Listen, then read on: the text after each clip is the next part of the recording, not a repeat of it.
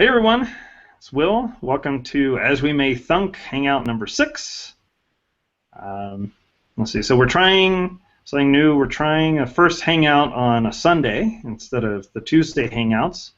So Sunday afternoon, it's 1:13 p.m. here in Utah. And the idea was, well, last week, this past Tuesday, Michael was sick. I was traveling, and I didn't really have the internet connection to try doing a hangout. So we postponed it, and we thought, well, let's try it on the Sunday anyway to see if we'll get different people to show up. And probably we could advertise better. Well, we'll see. We'll see if anyone else shows up. And I actually have to leave in about 45 minutes because my Sunday kind of filled up. But in the future, we're thinking about alternating between Tuesdays and Sundays. Hopefully, get a different group of people in on different days, and I'll do better to protect those times. But so Michael, are we planning on doing a hangout this coming Tuesday, or would we wait till next week? Probably next week. Okay, that works for me. Oh, I will be in San Francisco next week, by the way. Oh, great. Yeah, good times. All right, my painter's tape is failing me here. Okay, so I'm going to take off in like 45 minutes, and we will I don't know. We can either do a short hangout, or I'm not exactly sure what happens if I leave the hangout. If it keeps going or not, we can probably just do a short one. Okay, well, let's do a short one today, and we'll see. All right. So Michael, so Martin is joining us. Sounds like he's going to be muted for the next few minutes. Michael, did you want to kick off talking about anything? Yeah, I guess so. The thing I've been thinking about lately was you got me this fabulous Tools for Thought book. Thank you for that. Yeah, and who's that by? Howard Reingold. Howard Reingold. Yes, and this is supposedly an awesome book, which I haven't read because I gave it to you. I have only read maybe a few pages of it so far, but it was the starting of my Sunday morning reading. Anyway, my thought was that we talk about computers kind of augmenting human reason in some way, but it seems like the things that we talk about most for that, things like the Emacs or kind of information management systems like we think about, they really kind of only augment memory. They don't kind of contribute to the way you think in any ways, kind of other than expanding your memory. Whereas, like in the Diamond Age, the young lady's illustrated primer, kind of the point of that isn't really to augment anyone's memory, but it instead kind of prompts a certain way of thinking. And we don't really see computers doing that kind of now. Well, I guess maybe there's some feedback. Someone's got. Yeah, I'm hearing an echo for myself. Well, I'll put on headphones maybe.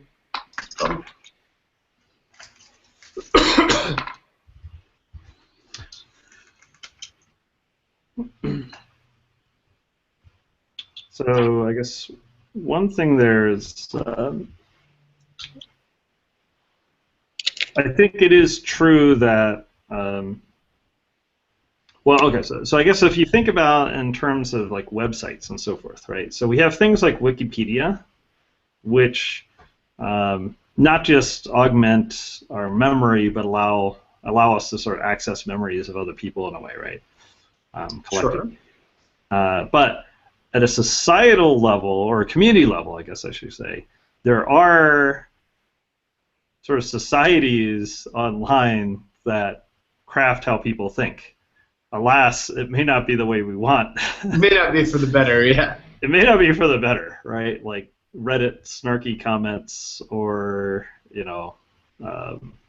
Stack Overflow, like each community, or 4chan, or all the Gamergate stuff, or whatever, right? Or Twitter arguments, 120 character or 140 character arguments, things like that. So each community and each media has its own way of kind of shaping how people interact with each other, and to some sense, to some extent, maybe how they think, right? So if I don't know, in some of these media where they prize very short, pithy, often funny, snarky comments, right? I found myself, like when I first started using Twitter, or at one point in time I was tempted to play around with Reddit comments or something. I weaned myself off of that quickly, but it's like I was very drawn to like saying witty things that maybe, or trying to say witty things that maybe people would retweet or something like that, right? And they basically have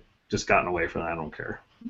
But I found it affecting the way I was thinking about interacting with people or sharing ideas and so forth. So that was like a very powerful way of thinking, shaping how I think. It just wasn't helpful.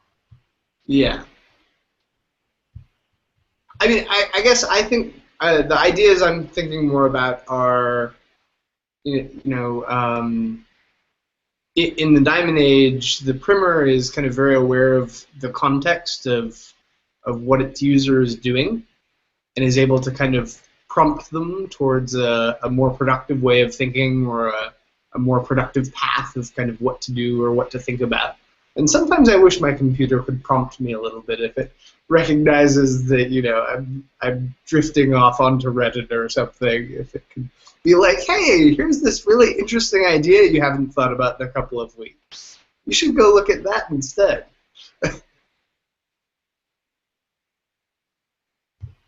Yeah, so I guess one of the little stories in this novel, and if people haven't read it, it's a great novel by Neil Stephenson, The Diamond Age. But one of the stories is that Nell, who's the main character, at one point she visits this. She's visiting like the headmaster of this girl's school, and the headmistress or whatever, and the headmistress asks her if she'd like some lemonade, and Nell says, no, thank you. And the headmistress is like, I've never met a young lady who didn't want lemonade. And Nell says, lemonade is fine, but is it necessary? Right? And the headmistress is just like taken aback. It's like, what? Who thinks this way? It's like not a little kid. So that was, I guess, something that was supposed to be a striking example of how this. And so it was like, yes, Reddit is fine, but is it necessary? That may be the kind of point of that, yeah. I guess maybe that's what Leech Block is doing, but it's not in a different way. Yeah, I'm not looking for something to just kind of like stop me from doing bad things. It's more like I want something to prompt me and remind me of interesting ideas that I've kind of forgotten about, or forgotten, how interesting they are. Yeah, so that's really interesting point. Like, so I did a hangout with someone yesterday who has it took him about 5 minutes, maybe closer to 10 minutes, to get his laptop ready to do the hangout. And it's because he started Firefox and he has 1,100 tabs open. And I was trying to understand why he has 1,100 tabs open. And basically the sense I get is, he organizes the tabs by, he has some plugin so he can organize the tabs by topic. But I think it ultimately comes down to this issue of if he sees something cool and interesting, he doesn't want to lose that, right? Yeah. Unless it kind of keeps the context open. And that I very much appreciate. I mean, having 1,100 tabs open creates problems, but there are many, many times where I'll find something I think is really interesting, like a paper or a video or whatever it is, or maybe a whole train or a whole like chain of things, right? I've got like 10 documents open at once that are part of my exploration of some topic, and what I really want is to be able to kind of capture that state. Say, hey, here's the state of mind I'm in. here are all these resources and the things I'm looking at that I think are interesting at this point in time, and I want to be able to go back and look at these things, and I want a reminder to myself, and I think a lot of my, I've been trying to explore things like interacting with people online, collaborating online, or meeting people at conferences and setting up collaborations, hangouts, and so forth. And I think all that stuff works quite well. The biggest problem, I think, is that it can be very hard to follow up on that. Right, so I just went to ClojureCon and I met a whole bunch of people, and we talked about all sorts of interesting projects and possible collaborations. The hardest part for me is, okay, now I have to come back and sort of organize all that information and sort of turn it into sort of actionable to-do list type things. Like, how do I actually gain these, take these contacts, sort of potential energy, and turn that into actual projects and papers or software artifacts, or writing an article or whatever it is. How can I do that when I have it's kind of like a very far-flung network of people from around the world that I've met, and we've talked about different possible collaborations. That's really hard, and it's hard to do that at a time organization level. How do I use my time well to do that? It's hard in terms of just recovering all the context we had in a conversation, last week. All those things. So what I've decided that actually, in a very real way, that's probably the thing that I need to work on next in figuring out how to do online collaboration, is being much better with my follow-up. Yeah. And so I spent a couple hours yesterday just writing down, trying to capture the state of what was in my head at the end of 4 days in Philadelphia, and that took several hours to actually do that. But at the end, it's like, I need to email this person, I need to do this. Here's a cool project. Here's who I need to bring in as a collaborator. Those sorts of things. But it takes real energy, and usually what happens is I don't do that, and a couple weeks later, I'm like, yeah, I talked to someone. Yeah, I'm supposed to follow up, and then 6 months later, it's like, yeah, it feels like a little too late, right? I don't really remember. Yeah. What do you think of those life recording cameras? You could have one of those necklaces with a camera that records every detail of your interaction with people at a conference. So you recall it. You mean like a police officer body cam? Yeah, I mean, there are people that wear those 24/7 though, right? They try and record their entire life. Okay, so catalog it. There are some social implications there, and some privacy implications. Let's say I did that. Would that really solve my problem, or would that just introduce a new problem? That now I have make it worse. So now I have 200 video hours from ClojureCon, right? Now what do I do with that? If I have a team of archivists and historians and computer scientists who are willing to go through my every move, then fine, that'd be great, right? But ultimately, okay, is it really valuable to have a recording of me going with someone to a pizza place in Philadelphia? And maybe, but we had this kind of long-running thread of conversation over several days, and really what I want to be able to do is capture that in a pithy way, and then kind of organize and try to figure out what do I do from now, right? And so this is, I watched a video recently. It was an interview with Peter Jackson talking about The Hobbit. It was the Battle of the Five Armies, this movie that I didn't like the Lord of the Rings movies, but apparently the Hobbit movies bring it to the next level of bad. I mean, a lot of people love Lord of the Rings movies. I just didn't like it because I like the books, and it kind of destroyed the image of the books in my mind. I mean, the movies are different. But anyway, but apparently Peter Jackson, who loved making Lord of the Rings movies, was very, very frustrated because Guillermo del Toro was supposed to make the movie, and then Peter Jackson kind of stepped in at the last minute when del Toro couldn't do it. And the problem that del Toro had was that because they had so little time to prep the movie, and he basically wanted to make a totally different movie, had a very different vision, they were, while they were filming, getting ready sort of for the next scene or the next day's action, right? There was no really long-term plan. And he said that the hardest part was that he'd be on set, and he said he couldn't do any thinking on set because people would constantly come up to him. It's like, what do I do now? Where do I put this prop or whatever? And he said that he could help every single one of those people, but he couldn't help himself because he didn't have any time to think. And what he really needed was time to think. And if you read the Master and Commander or any of these Aubrey Maturin novels about the British Navy and the Napoleonic Wars, one of the main ideas I found really interesting in Master and Commander is that the entire chain of command and system on a British ship was set up so that in combat, the captain of the ship basically had his own area of the deck, and no one could interrupt him for any reason when he was thinking. Basically, he went to stand and think about the battle. No one could say peep to him. He could issue orders or he could ask a question to someone, but he was not to be disturbed for any reason. And the whole point was he needs to think, and he needs to figure out what to do in the battle, right? And Del Toro didn't have any of that. And that's what I've found to be very difficult about travel. It's very stimulating because I'll meet lots of people and have lots of interesting conversations, but I never really have a minute to think. And that's why I like going to a coffee shop. I'll go to a coffee shop and I'll spend a couple hours just like writing notes down on a piece of paper.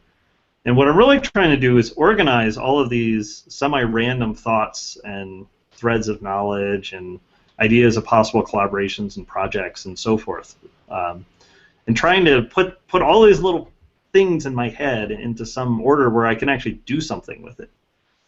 And I think that was the problem, with the Lord of the Rings movies, that director didn't have a chance to do that. And I find that when I don't have a chance to do it, I'm not as productive and I get kind of grumpy eventually.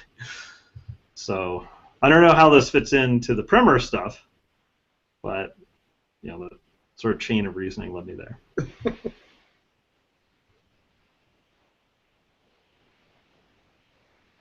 So what does this book talk about?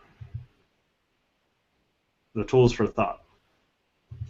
I haven't gotten into it very much. I think it's all the kind of standard, it's interviewing and talking about all of kind of the standard people you would expect to be talking about. So Alan Kay and Engelbart, and, all the park stuff. And so I'm not sure how surprising much of it will be, given what we already talked about. Well, anytime you get a chance to go over rich material again, and maybe with a slightly different point of view, it's always useful, I think. Sure. Yeah. I just saw a retweet from Ted Nelson today about he said that he doesn't like the web for the same reason that Stallman doesn't like open source and that Kay doesn't like object-oriented programming, is that they're like watered down betrayals of like the original ideas that were more powerful. So I don't know if Nelson's in that book or not. Yeah, the last chapter looks like it's about Xanadu. Okay. So maybe that'll be interesting. How's it going, Daniel?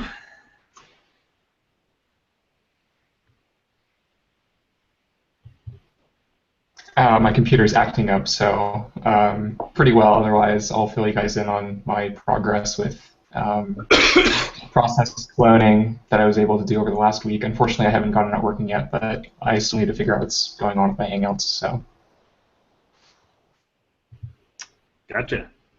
Cool. Well, you joined late, so what we talked about doing was alternating between Sundays and Tuesdays to try to allow a wider variety of folks to join us. For some people Tuesdays don't work well, and sometimes Sundays don't work well for us or other people. So switch between. We won't do this Tuesday, but we'll do next Tuesday, where I'll be in San Francisco.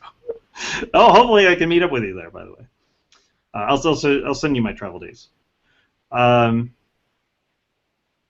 Yeah. Okay. Well, we were just talking about books. So there's this book by Howard, who was the author again? Reingold.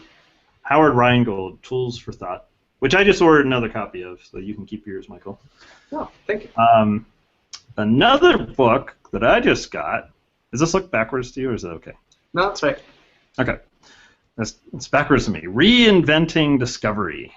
The New Era of Network Science by Michael Nielsen. And Michael Nielsen is famous for writing sort of like the first real textbook or introductory, I wouldn't call it introductory, the first real book, co-writing the first real book on quantum computing, which I have, and it's a very, very nice book, although I found it difficult to understand. So he did lots of quantum computing research, but now he is at Recurse Center, which used to be Hacker School, and he is the first of the, I guess, the researchers that Recurse Center has. And he's doing a one-year research fellowship type thing at Recurse Center. And this book, which I just got, and I haven't got a chance to look at, but it looks very much along the lines of the things we're talking about. So he is very interested in trying to figure out how to use the internet and the World Wide Web and all these sorts of things for scientific discovery.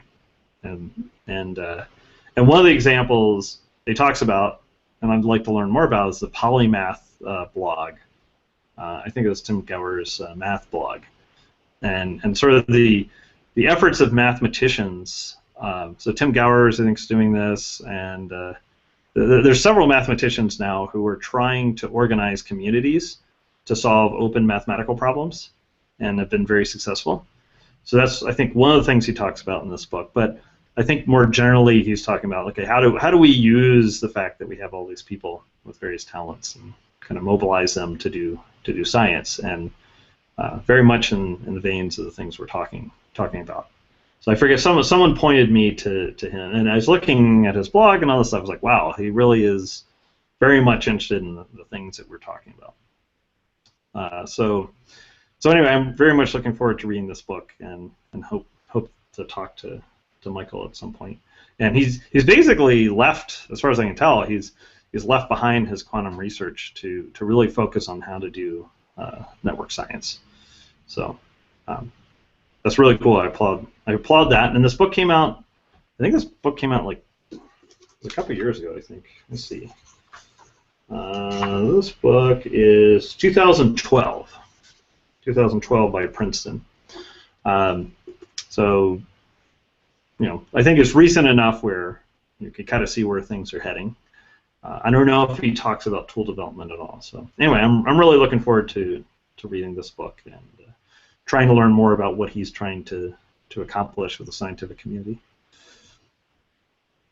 Has anyone else read any books or papers or anything that they find inspiring, or looked at any projects, things like that you find inspiring?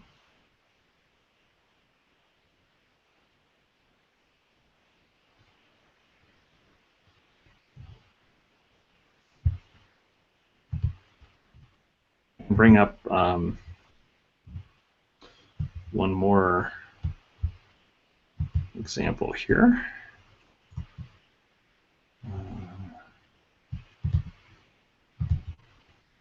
Now let's see. I'm going to do a screen sharing real quick.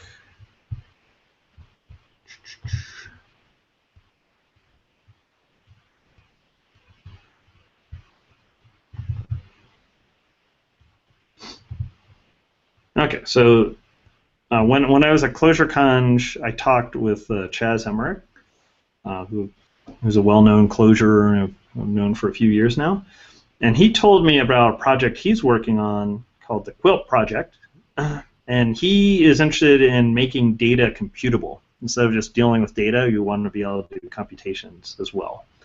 And he's also very interested in distributed computing. We talked about Google Wave and how that had a lot of the right ideas, he thinks, but kind of had a lot of problems also.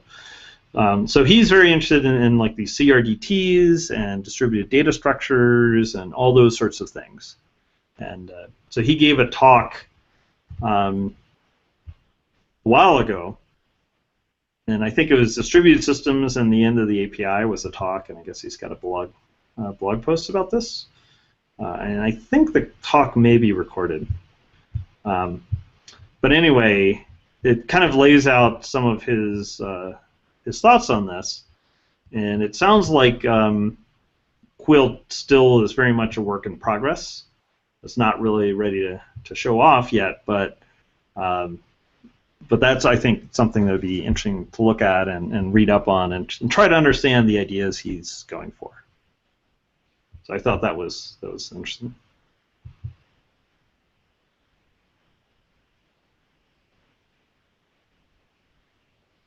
And I had a conversation with someone at ClojureCon. I'm trying to remember who it was, who is interested in,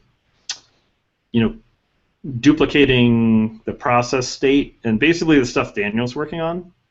I have to think about this. This is what I was talking about, Michael. Like, I have these conversations, and it's really hard. When I have 50 conversations in like 2 days or something, it's really hard for me to keep track of who said what. But I definitely remember talking to someone about capturing process state, and there was someone who was playing around with Emacs stuff, and so these themes keep coming up over and over again. I'll have to sit down and think real hard about who I talked to about Did you these. tell them about the Hangout? I don't remember, because I don't remember who I talked to. I hope I did. I probably did. I told a bunch of people about what we're trying to do. I don't know. Oh yeah, I should mention, by the way, that my talk from CodeMesh is up online now. So if you want to see my attempt to try to use Git plus Veneer, you can check it out on CodeMesh, the CodeMesh talk. And I was really, I have to say, I was really nervous watching this talk, because I was like, okay, how bad was it? Maybe not as bad as I thought. I was like sweating bullets. I could tell watching it like how nervous I was in the beginning. I was like really, really nervous. At least I can tell from watching it, because I was afraid that the internet wouldn't work, or this was just like crash hard. But I braved it out, and at some point I got to just talking miniKanren.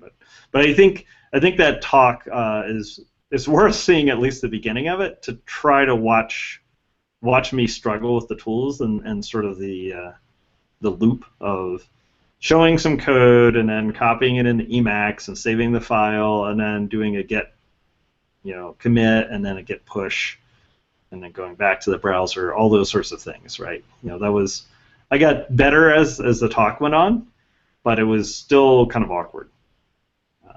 And also, I was running into some issues with Veneer. You could see me try to resize the screen. I was trying to change the divider on the screen, but that doesn't work in Veneer, so I couldn't do that. So I had to try to figure out in real time, oh yeah, I can stretch this window so more code fits on and stuff like that. So you could kind of see me in real time try to figure out how to do this.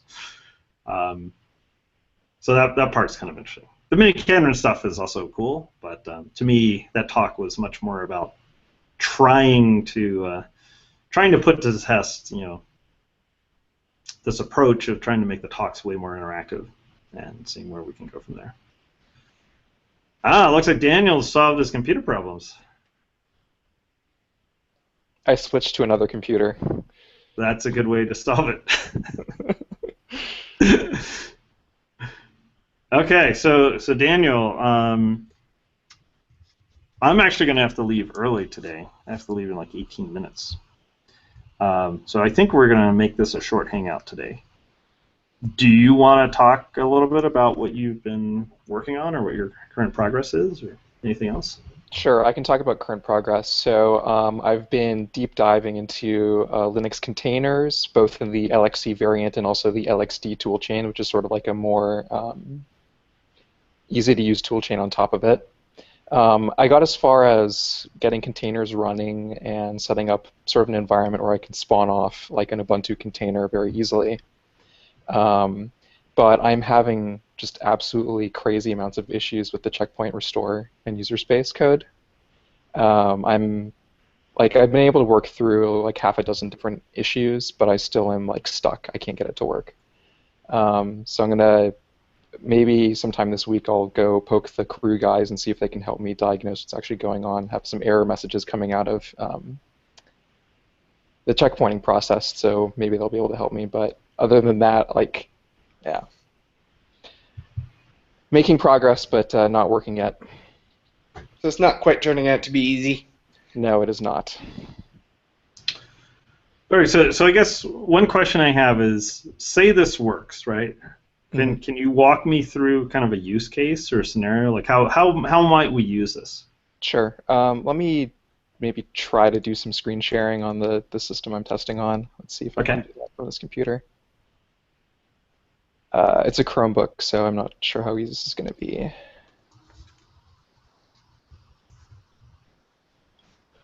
Okay.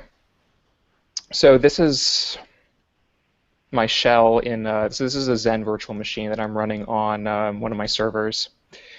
And so I have, for example, just to test LXC, this one particular one is running Ubuntu. And I can LXC attach. Actually, no, I can just SSH into it. So I have the IP address, internal IP address of it here. So if I SSH into this,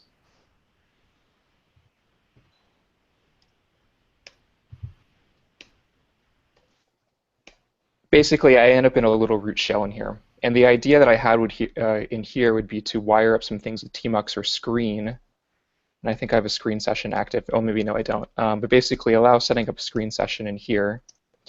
And then you could do whatever, echo, run some sort of a shell interpreter, and eventually have support to be able to detach from it, but keep the LXC running.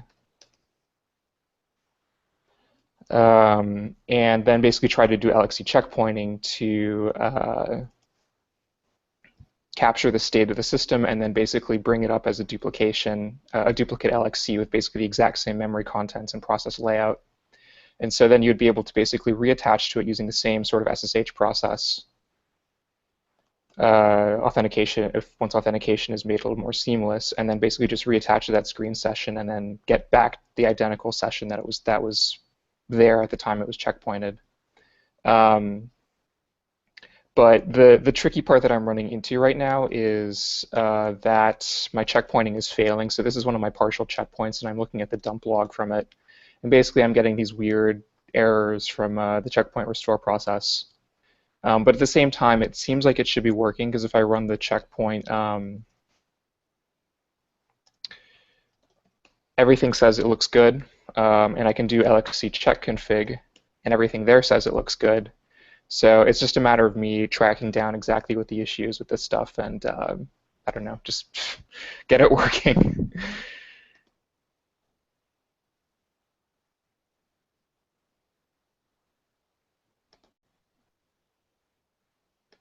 You're muted, Will.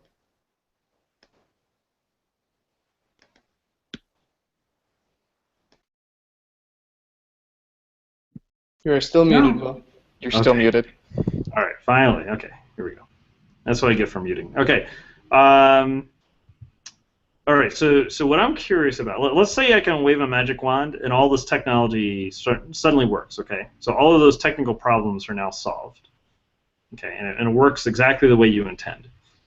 So what, how would I use this, or what are some use cases or tasks for which this would be well suited, do you think?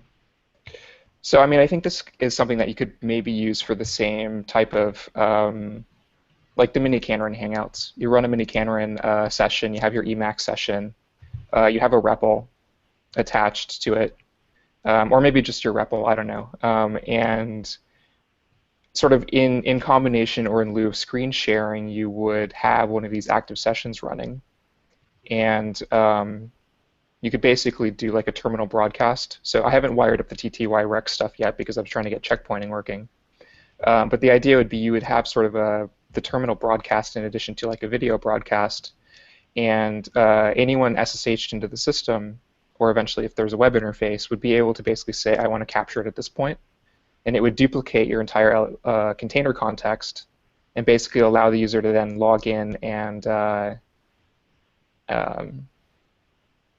have their own copy of it that they could then manipulate.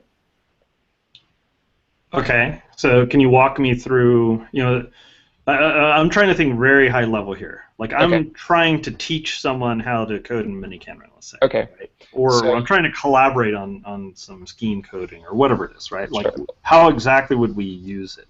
Okay, so let's walk through, say, the lecture example. You want to lecture on miniKanren. You set up a session with the system. You give, I don't know, let's say we have like a web-based UI for it. So you give someone a web URL, and they're basically able to see your terminal contents in real time or close to real time. And then there would be like a button or some action or some method that they would have to basically say, give me a copy of this thing. And it would basically spawn off a duplicate of your session exactly as it is at that moment in time, both in terms of what file contents you have and also the active state of your programs. So if you have an Emacs session open, it will have that Emacs session. If you have a REPL session open, it will capture that REPL session. And then that user will have their own copy of it. And if they wanted to, say, run a miniKanren query in their own copy of your session, then they could do that. And they could try it out and see how it behaves. Okay, so the idea is I'd be running things in the terminal. So if I'm running Emacs, I'm running Emacs in a terminal, not a standalone Emacs, right? Correct. Okay. And when they fork it, basically, so they're going to get the Emacs however I set it up. Yes. Right. So if they don't know how to use Emacs, they're kind of out of luck. But if I am using some editor they know how to use or have a simplified interface or whatever, they'll be fine. Yeah. Or if you have a REPL open, then then the interaction model there is a little bit more straightforward. Okay, sure. So I could use like RL wrap or something and start up a scheme implementation. They can just like go to town with it. Yeah. And it will have all the files. So if I edit a file in Emacs, then they will get. Okay, so that's kind of cool. So if say we have Emacs and VI installed or Vim installed, right? So I could edit a file in Emacs, save it. They could fork the state and they could say, forget this Emacs thing. I'm going to start Vim. They could edit the file some more and then start up the terminal, and they're going to have, so they could use the tool they want. They don't have to use my tool, right? Right. So I mean, the initial version would just be a straight up process clone, but if I can get the checkpoint stuff working, then it's very easy to build up sort of user utility stuff around it. So if they have a customized editor, I mean, I could conceivably see having sort of user configuration profiles on the system. Where it's like, oh, my preferred editor is Emacs, or my preferred editor is VI, and maybe try to do something a little bit more, not generic, but a little more specific to discovering what editor is active and what its state is in. Like write an elist plugin or something like that to say this is like the files I have open, in some more agnostic way that you could export and then open in a different editor in some sort of semi-automated way.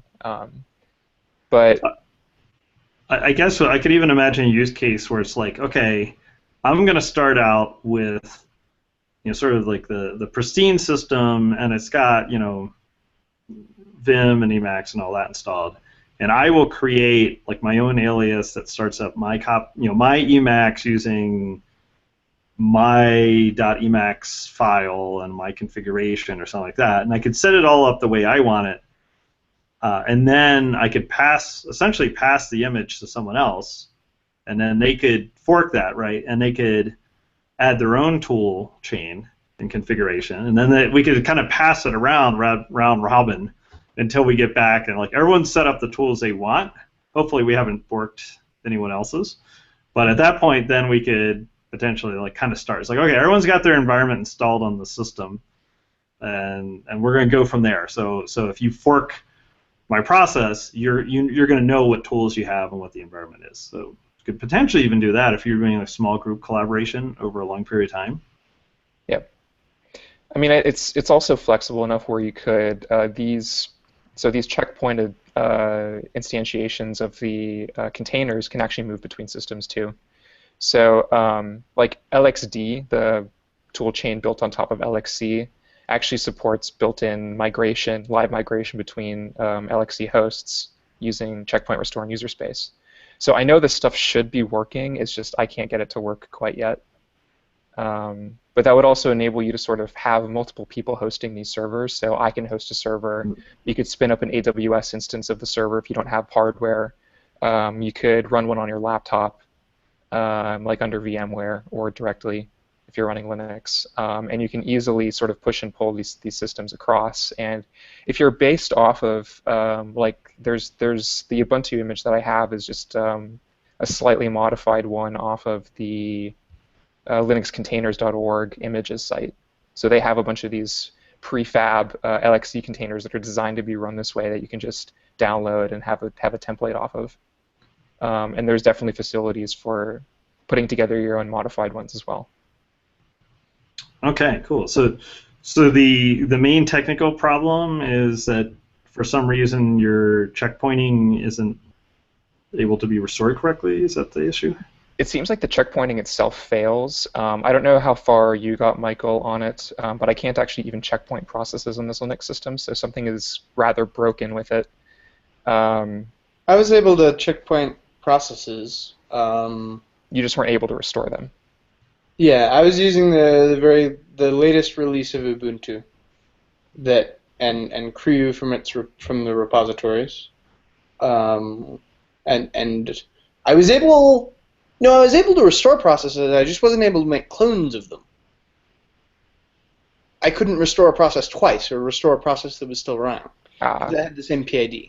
Right, okay, so that is explicitly addressed with the PID namespaces and user namespaces that are used with Linux containers, which is why I was looking at them in the first place.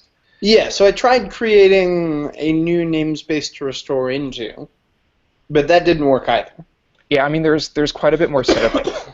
There's quite a bit more setup that you need to do in order to get namespaces to work, and I think I have that stuff working, because these LXCs that I have are actually running unprivileged and namespaced. But I'm not sure if that's part of the problem or not, because the errors I'm getting out of Creu seem to be somewhat related to that, so I'm not sure. But I know this stuff should work because, like, LXD live migration is based on this stuff, so it should be working in some way. And LXD is designed to use non-privileged containers and all this other stuff. So, I mean, I seemed like nobody was cloning, restoring a container on a system where that same container was still running, right? Right. I mean, there's caveats, like you need to be able to change the MAC address that interface comes back up on. You need to deal with the host name. You need to deal with the IP addresses. But I'm not even that far yet in getting it. Like, I haven't run into those issues yet. It would be nice if I was that far, but I can't even get processes to checkpoint correctly right now, so I need to investigate why that is. Michael's still muted. I don't know if he's trying to talk. I'm not. Okay. Okay. I mean, these are not the only issues I've run into. This is just sort of where I am in the path right now. I had a lot of fun dealing with LXC documentation and how this stuff works, and some stuff is just not super well documented, or assumes that you're running some very particular kernel and version of Ubuntu, and I'm not. So do you think you're still making progress, or do we need to invoke the help of the lazy webs to try to get some more info or technical insights as to how? I basically spent all day yesterday poking at it, so I managed to get through quite a few issues, but I still have some more progress to make. So this week, if I have time, I'll try to poke the Creu guys on their IRC channel. Cool. And see if I can get some more explicit help about what's going wrong here, because all the tools say everything's great, but it's broken, so I need to figure out why that is. Okay. Excellent. So maybe next week or next Tuesday or whenever we're having the next hangout, I'll have better progress to report, but not quite there yet. Maybe I should tweet to see if, or just think a little more about who I talked to at ClojureConf. I was talking to someone at ClojureConf, like, oh yeah, you could checkpoint restore and all this stuff. And I'm like, yeah, let's get someone working on that. If only I had a knowledge organizational information. If only you'd recorded your entire trip to ClojureConf with a video camera. Well, you could troll through all the video. Exactly. See if you find anything. Yeah. We should have voice-based search at this point. I should be able to search for someone saying for you, right? You're right. I should email the NSA and say, where? Who was I talking to again? I don't remember. Yeah. All right. Well, I guess, okay, so Daniel, we were talking about the idea of having body cam that records everything, right? And then it's like, well, then you have this problem of going through all the privacy and social aspects aside, you still have like this problem with just massive amounts of information that you can't necessarily sort through. But maybe with maybe you can search over the audio. So you're a Google Glass Explorer, right? I am, or I was. You were. So is that something that's got a camera on it, right? It does have a camera on it. And what's the view of like camera usage, right? Like Google says, don't be a glass hole and all this. Like how do you what are the social etiquette, all those sorts of things as far as using the camera?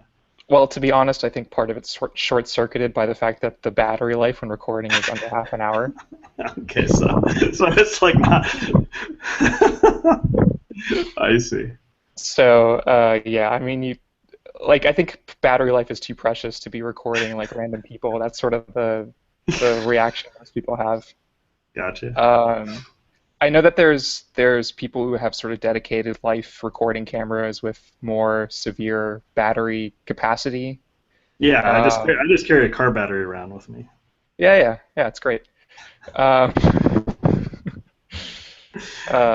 I mean, if you really wanted to, you could plug in one of those like cell phone external batteries to glass while you're using it. But the most I ever got out of video recording was like 25 minutes. All right. On that note, I have to go. But it's been fun, everyone. Thanks, Daniel, for the update. Thanks, Martin, for joining us. Thanks, Michael, for telling us a little bit about this book I want to hear more about. And I guess it's not this Tuesday, but the following Tuesday is the next one. Is that right, Michael? Yeah, let's do that. Okay, cool. All right, we'll send something out to the message board. All right, thanks, everyone. Cheers, Martin. Happy hacking, Daniel. Later. Cheers. All right, bye. Bye.